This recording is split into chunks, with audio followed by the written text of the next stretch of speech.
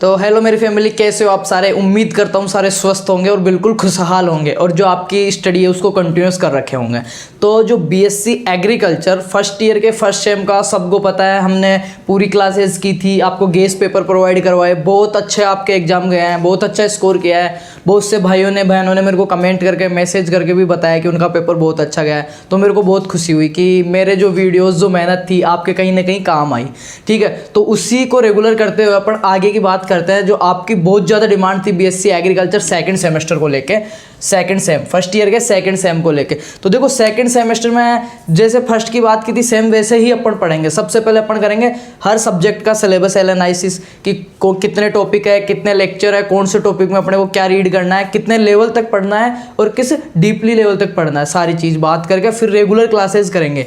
जितना मेरे से बन पाएगा 101% मैं अपना दूंगा, बस शर्त एक है कि आप कोऑपरेट करते रहें। तो आज जो बात करने वाले हैं तो इसको लेके BSc agriculture honours first year second same को लेके बात कर रहे हैं। तो जिन भाइयों को अभी तक ये नहीं पता सेकंड सेम में कितने सब्जेक्ट चल रहे हैं, कौन कौन से चल रहे हैं, उनका क्या क्या सब्जेक्ट कोड है, क्या क्या उनका सब्जेक्ट टाइटल है, तो वो चीज़ वो देख लें। इसके ऊपर मैंने पहले वीडियो बना दी है जिसमें आपको सारे नोट्स के लिंक भी प्रोवाइड करवाए हैं मैंने। उस वीडियो का डिस्क्रिप्शन में मैं लिंक दे दूंगा या फिर चैनल पे जो कम्युनिटी पोस्ट जो आती है वहाँ पे मैं उसका लिंक दे दूंगा और आपको कमेंट्स बॉक्स में भी उस वीडियो का लिंक मिल जाएगा। तो उस वीडियो से जितने भी आपके डाउट्स हैं सेकंड सेम को लेके कि अब मेरे कौन कौन से सब्जेक्ट चलने वाले हैं, मेरे को कौन से सब्जेक्ट्स रीड करने हैं, क्या उनका कोड है, क्या टाइटल है, 9 सब्जेक्ट है, 10 है, सारी चीज़ आपको मिल जाएगी। आज जो बात कर रहे हैं वो है क्रॉप फिजियोलॉजी। ठीक है, पर्सनल सब्जेक्ट की बात कर रहे हैं। पहले मैंने पूरे 10 सब्जेक्ट एनालिसिस करवा दिए हैं, ये इसकी स्टार्ट कर रहे हैं अपन। ठीक है, और इस क्लास के एंड में इसके सारे नोट्स हिंदी इंग्लिश में आपको क्लासेज वगैरह सारा कुछ मिलने वाला है फ्री ऑफ कॉस्ट। तो पूरा एंड तक देखना है इसको।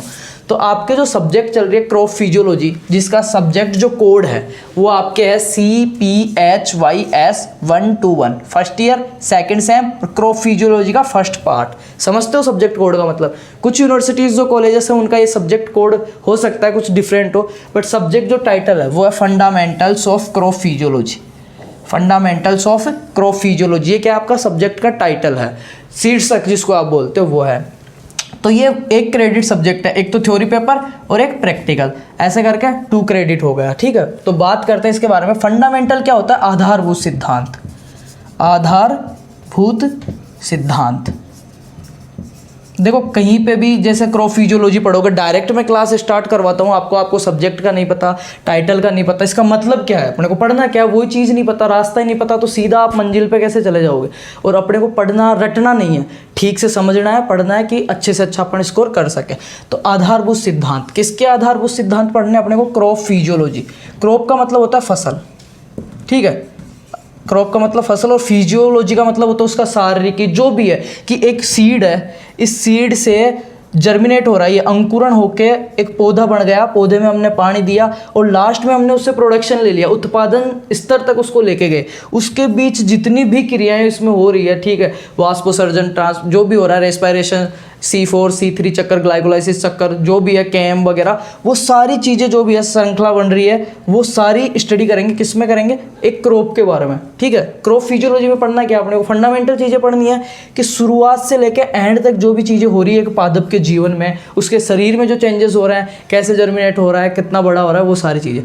तो इसकी बात करूँ, सबसे छोटा सिलेबस है आपके पूरे 10 सब्जेक्ट में, सबसे छोटा सिलेबस है और सबसे इजी सिलेबस है। तो इसका लगभग मैंने है ना टोटल जो आपके टॉपिक्स दे रखे हैं इसमें 12 टॉपिक्स हैं।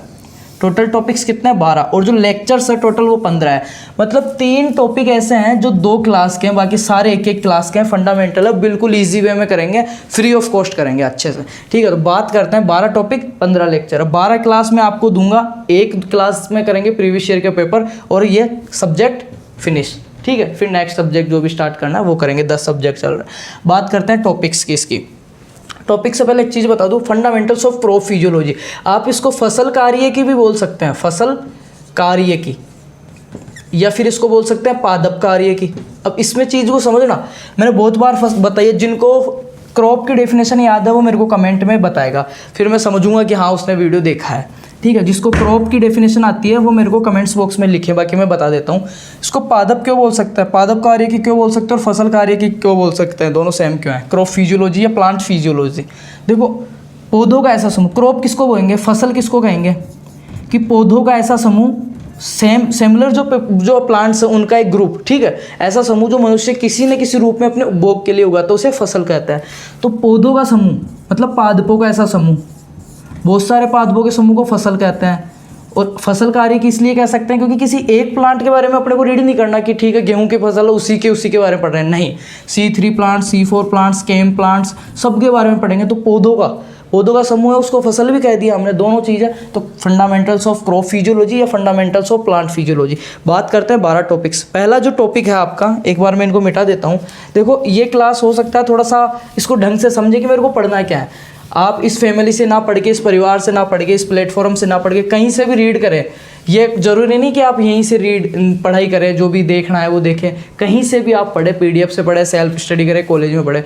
मेरा जो मोटिव है वीडियो बनाने का वो इतना सा है कि जो आपके सिलेबस में है आपको सही मार्ग दिखाना, आपको पता होना है कि मेरे को क्या पढ़ना है, क्या नहीं पढ़ना, कहाँ तक पढ़ना है। बस पढ़ो, कहीं से भी पढ़ना जरूरी है, ये जरूरी नहीं यहाँ से पढ़ना जरूरी है, पढ़ना जरूरी है, ठीक है। तो फर्स्ट जो अपना टॉपिक है इसमें 12 में से introduction to the crop physiology and its importance in agriculture. Introduction to crop physiology का परिचय कि इसमें करना क्या है अपना, एक तो परिचय देखना और इस क्रॉप फिजियोलॉजी का एग्रीकल्चर के अंदर क्या इंपॉर्टेंस है। अब देखो agriculture subject, BSc agriculture honours कर रहे हैं तो एग्रीकल्चर तो हर जगह आएगा, और फसलों को उगाना भी एग्रीकल्चर का ही वो पार्ट है, ठीक है, उसी को एग्रीकल्चर कहते हैं। और फसल किसको कहते हैं, पौधों के समूह को। तो सारी चीज़ें एक दूसरे से जुड़ी हुई है। इसका एग्रीकल्चर में क्या इंपॉर्टेंस है, एग्रीकल्चर में इंपॉर्टेंस ऐसा है कि पादप की कार्यकी के बारे में पढ़ रहे हैं तो इसके न्यूट्रिएंट्स के बारे में पढ़ेंगे भी, कौन कौन से न्यूट्रिएंट्स देना है, कम ज़्यादा क्या हो रहा है, क्या इसके सिम्टम्स रहेंगे, प्रोडक्शन में कैसे कमी आ सकती है, कैसे इसको बढ़ा सकते हैं, रोगों कैसे भगाएंगे, वो सारी चीज़ें। तो एग्रीकल्चर में इसका इंपॉर्टेंस, फर्स्ट टॉपिक यही है आपका कि introduction to the crop physiology and its importance in agriculture. Second जो टॉपिक है प्लांट सेल। इस वीडियो के एंड में आपको सारे नोट्स और क्लासेस का लिंक प्रोवाइड करवाऊंगा, तो एंड तक बने रहना। प्लांट सेल, पादप कोशिका का ओवरव्यू देखना, ज़्यादा डीपली नहीं देखना।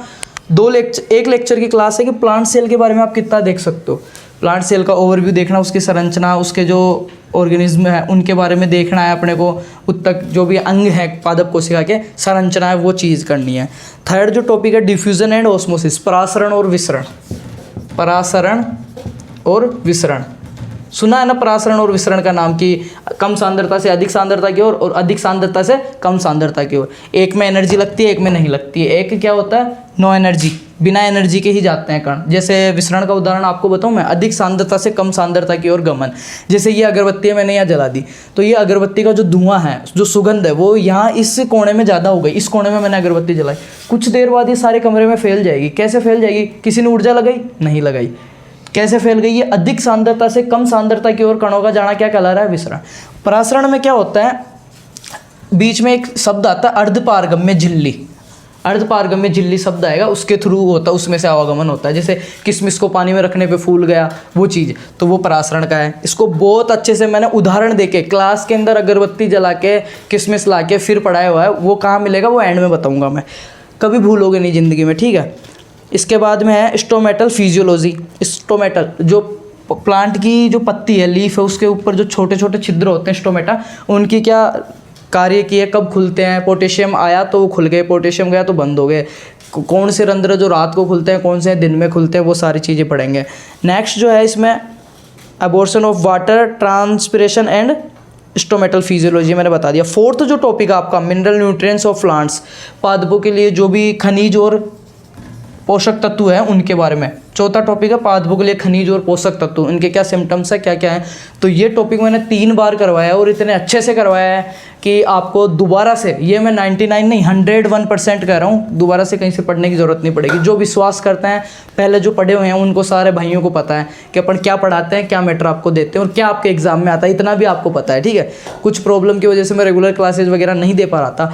बात करें तो क्रॉप फिजियोलॉजी का लगभग 80% सिलेबस हो रखा है, तो मैं वो आपको दे दूंगा। इसके अलावा मैं पैथोलॉजी का सिलेबस करवाया हुआ है, पर मैं दोबारा से एक नए सिरे से नए तरीके से स्टार्ट करूंगा। पैथोलॉजी में करवाऊंगा कुछ टॉपिक से जो स्वामी सर करवा देंगे।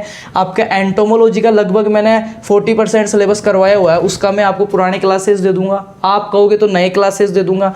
बाकी जो खुशी में मैं वो आपके एंटोमोलॉजी करवा रही है, उन्होंने एक क्लास भी करवा दी है, उसका लिंक भी मैं दूंगा, चेकआउट करना। पहले एक बार मैं स्टार्टअप कर दूँ फिर, ठीक है। खुशी मैम ने एंटोमोलॉजी करवानी है, मैं आपको पैथो वगैरह करवाऊँगा, क्रॉप फिजियोलॉजी करवाई हुई है, और जो सब्जेक्ट है स्वामी सर करवा देंगे, ठीक है। आगे बात करते हैं 5th नंबर का टॉपिक। 4th हो गया ना, mineral nutrients of plants, functional of deficiency symptoms and nutrients and Uptake mechanism. 5th number पे है फोटोसिंथेसिस एंड लाइट रिएक्शन, प्रकाश संश्लेषण और प्रकाश अभिक्रिया के बारे में, प्रकाश संश्लेषण और प्रकाश अभिक्रिया 6 टॉपिक यहाँ तक करवाया हुआ है। 7 है रेस्पिरेशन और ग्लाइकोलाइसिस, ये भी करवाया हुआ है। डार्क रिएक्शन, काली अभिक्रिया जिसको बोलते हैं, ठीक है। Dark reaction C3 C4 and CAM plants. CAM plants कौन से होते हैं, रेगिस्तान में उगने वाले। C3 कौन से है, C4, बहुत अच्छे से एक एक उदाहरण से करवाया हुआ है। 8 नंबर पे TCA cycle and electron transport chain, ETS जो है इलेक्ट्रॉन ट्रांसपोर्ट चेन, ये भी आपके पूरी करवाई हुई है। हिंदी इंग्लिश दोनों मिक्स में करवाए हुए हैं, ठीक है। डार्क प्रतिक्रियाएं, ये श्वसन ग्लाइकोलाइसिस, TES चक्कर इलेक्ट्रॉन परिवहन श्रृंखला जिसको हिंदी में बोलते हैं वो है। नेक्स्ट जो है, 1 मिनट, 8 नंबर का जो टॉपिक है TCA cycle and electron transport chain, मैंने बता दिया, यहाँ तक करवाया पूरा। 9 नंबर पे जो फिजियोलॉजी ऑफ फ्लावरिंग, पुष्प की जो कार्य की है उसके बारे में, पुष्प के बारे में पढ़ना है। ये 8 टॉपिक तक आपके करवाया हुआ, ये 9वां में अब करवाऊंगा। 10वां आपके करवाया हुआ है प्लांट ग्रोथ रेगुलेटर्स, पादप वृद्धि नियामक जो है जिब्रेलिन, ऑक्सिन, जो भी हार्मोन्स है उनके बारे में एक क्लास में करवा देंगे, दोबारा से करवा देंगे, आप कहोगे वैसे कर लेंगे, ठीक है। 11वां है physiology aspects of grow and development of major crops, जो मुख्य जो फसलें हैं उसमें आपके धान्य फसलों में दे रखा है बाजरा, गेहूं, जौ, ज्वार, मक्का। इनके बारे में अपने को नॉर्मली इनका बॉटनिकल नेम, इनका ओरिजिन, इनके क्रोमोसोम नंबर, और इनका कहाँ कहाँ पे वितरण है, क्या क्या इनका क्लाइमेट चाहिए, सूटेबल सोइल क्या है, सूटेबल क्लाइमेट क्या है, वो चीज़ पढ़नी है। मोटा मोटा, ज़्यादा डीपली नहीं, जो आप 11th-12th से पढ़ रहे हो वही चीज़ें हैं।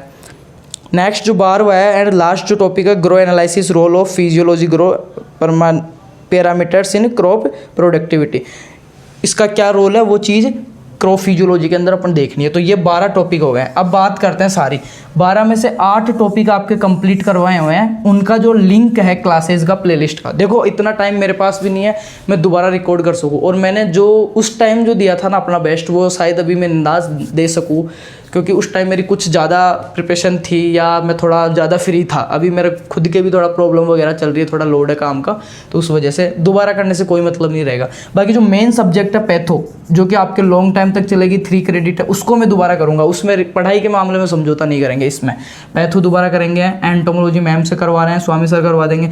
तो ये जो 8 क्लासें हैं वो सारे भाई देखेंगे, जो इस क्लास को देख रहे हैं सारे देखेंगे। थोड़ी सी क्वालिटी उनमें लो है तो थोड़ा सा आप मेरे को कोऑपरेट करोगे, बाकी आगे से जो क्लास आएगी अच्छे से अच्छी देने की कोशिश करूँगा। तो ये जो 8 क्लासें हैं उनका भी मैं कमेंट्स में, या आप मेरे को व्हाट्सअप कर देना, ठीक है, या मैं नीचे इंस्टाग्राम आईडी दे रहा हूँ, वहाँ पे मेरे को DM कर देना। मैं इस प्लेलिस्ट जो है आपकी क्रॉप फिजियोलॉजी की वो आपको सेंड कर दूँगा, 8 क्लासेज। पहले बात आपको मिल जाएगी, चैनल के पेज पे जाओगे, ऐसा आता है होम पेज, इधर आती है प्लेलिस्ट, इधर आती है कम्युनिटी, यहाँ पे जाओगे पोस्ट में, वहाँ पे आपको मिल जाएगी, चेकआउट करना।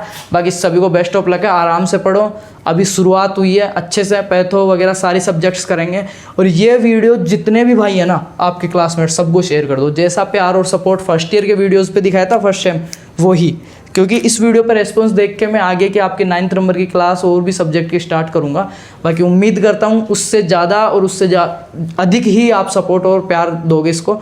Thank you so much.